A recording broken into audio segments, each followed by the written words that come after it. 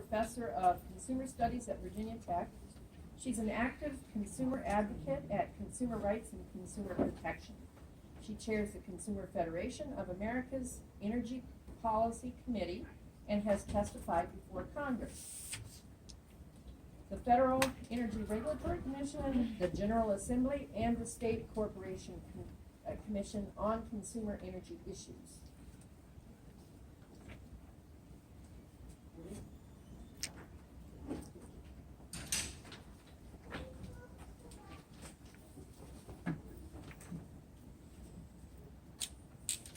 Thank you. Ratepayers. Let me go back. That wasn't supposed to happen. Ratepayers depend on the State Corporation Commission to ensure that our rates are just and reasonable. In other words, that they are fair to us. The Federal Energy Regulatory Commission, as you heard, is approving pipelines, and they approve even the earnings. But it's a matter for the commission to decide whether Virginia ratepayers need to pay for them. To this point, we do not have any established need for additional natural gas in Virginia.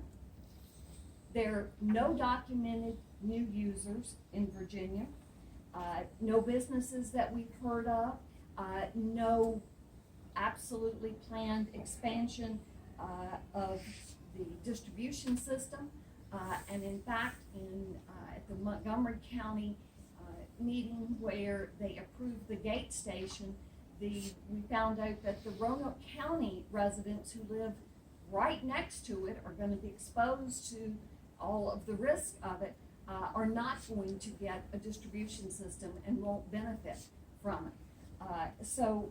And Franklin County they're hoping somebody's going to come and that there'll be an expansion, but that's not a documented new use. Roanoke Gas is already served by 2 transmission lines. There are a lot of entities that are only served by 1. They've already got a backup.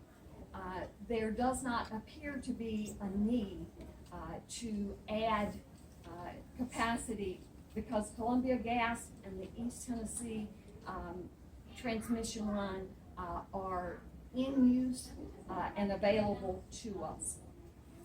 In fact, East Tennessee recently expanded the capacity that it has available. So, and we know that putting in the Mountain Valley, which is coming in over the mountains and which is exceeding the limits for environmental degradation and repeatedly causing trouble, that the cost would be greater for that than using what we already have. And in fact, the costs keep increasing, and when that happens, then that means more earnings for the investors. But if this is included in our rate base, then what it will mean is more cost for the everyday consumer, and that's something that we cannot afford when we don't need it. The other thing is that it's highly speculative about whether this will ever get fully completed. The in-service date keeps being delayed, and so we don't know what's going to happen down the road. But it's very, very important for consumers that we remember that the State Corporation Commission is there to back up us as consumers. And it's important that people speak up and let the State Corporation Commission know that we're behind it and that we want it to make sure that we don't have to pay any more than absolutely necessary. Thank you. Thank you.